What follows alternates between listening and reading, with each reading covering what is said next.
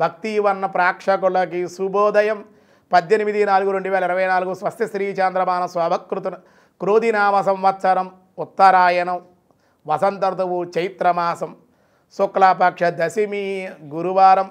ఈరోజు దశమి రాత్రి 6:55 వరకు, ఆశ్లేష నక్షత్రం ఉదయం 9:38 వరకు, వర్జన్ రాత్రి 10:46 నుండి 12:31 వరకు, దుర్ముహూర్తం ఉదయం 9:54 నుండి 10:44 వరకు, మధ్యాహ్నం 2:53 మళ్ళీ మధ్యాహ్నం 3:42 వరకు దుర్ముహూర్తాలు. సూర్యోదయం 5:47, సూర్యాస్తమయం 6:11. అమృత గడియల ఉదయం 7:54 9:38 వరకు, రాహుకాలం మధ్యాహ్నం 1:30 3 గంటల వరకు కూడా రాహుకాలం ఉంది.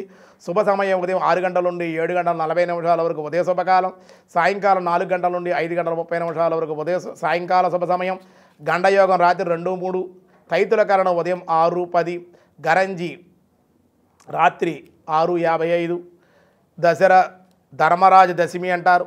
ఈరోజు దశమి గురువారం అన్ని కార్యాలకి అనుకూలం.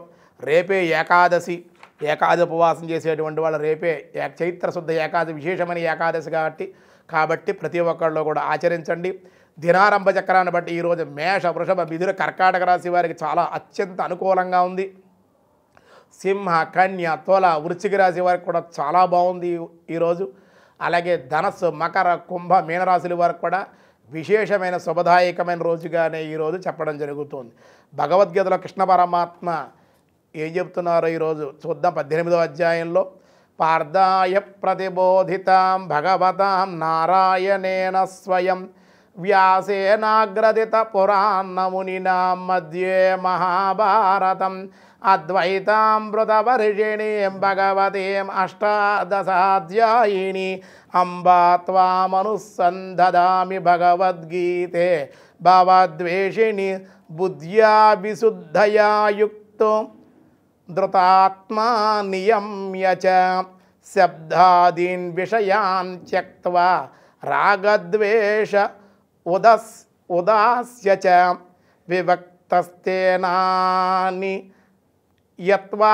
యత్కాయమానస ధ్యానయోగపరో నిత్యం వైరాగ్యం సముపాశ్రిత్య అహంకార బలం దర్పం కామక్రోధ పరిగ్రహం విముచ్య నికర్మః శాంతో బ్రహ్మభూయాయ కల్పతే అంటున్నారు.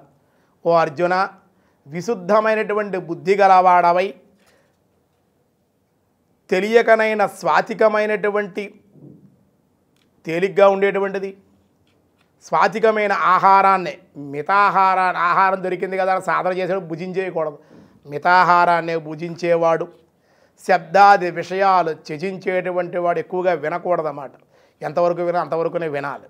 అలాగే ఎంతవరకు చూడాలో అంతవరకునే చూడాలి. శుభ్రమైనటువంటి ప్రదేశం యందు ఏకాంతముగా నివసించేవాడు స్వాతిక ధారణాశక్తి ద్వారా అంతఃకరణ కర్మేంద్రియాలను సంయమనం కలిగి మనోవాక్కాయములను అదుపులో ఉంచుకునేవాడు రాగద్వేషాల సర్వదా త్యజించి దృఢమైనటువంటి వైరాగ్యము సంపూర్ణముగా ఆశ్రయించేటువంటి వైరాగ్యమే కాదు ఇంకేమొద్దు అనుకునేటువంటి వాడు అహంకారము, బలము, దర్పము, కామము, క్రోధమును, పరిగ్రహమును వదిలిపెట్టినటువంటి వాడు ఇతరములను ధ్యానయోగ పారాయణుడై ఉండేవాడు. నిరంతరం కూడా భగవంతుల్లోనే రమిస్తూ స్మరిస్తూ ఉండేటువంటి వాడు. మమతారహితుడు, శాంతియుతుడు ఆయన పురుషుడు సచ్చిదానంద ఘన పరబ్రహ్మ యందు అభిన్న భావంతో స్థితుడగుట పాత్రుడగుణ పరమాత్మ యందు నిరంతరం లక్ష్యాన్ని కలిగి ఆయన ఎందే ఉంటాడు. ఆయన నిరంతరం కూడా అటువంటి వాడిని చూస్తూ ఉంటాడు, వాడి దగ్గర దరి చేర్చుకుంటాడు అని విశేషమైనటువంటి వాడు శక్తివంతమైనటువంటి వాడు ఎలా ఉంటాడు, వాడికి జ్ఞానం ఎలా వస్తుంది, వాడు ఎలా ఉండాలో కూడా అతి రహస్యాన్ని కృష్ణ పరమాత్మ ఈరోజు తెలియజేస్తూ ఉన్నారు. మిగతా విషయాలు రేపు చూద్దాం. ఈరోజు స్వస్తి.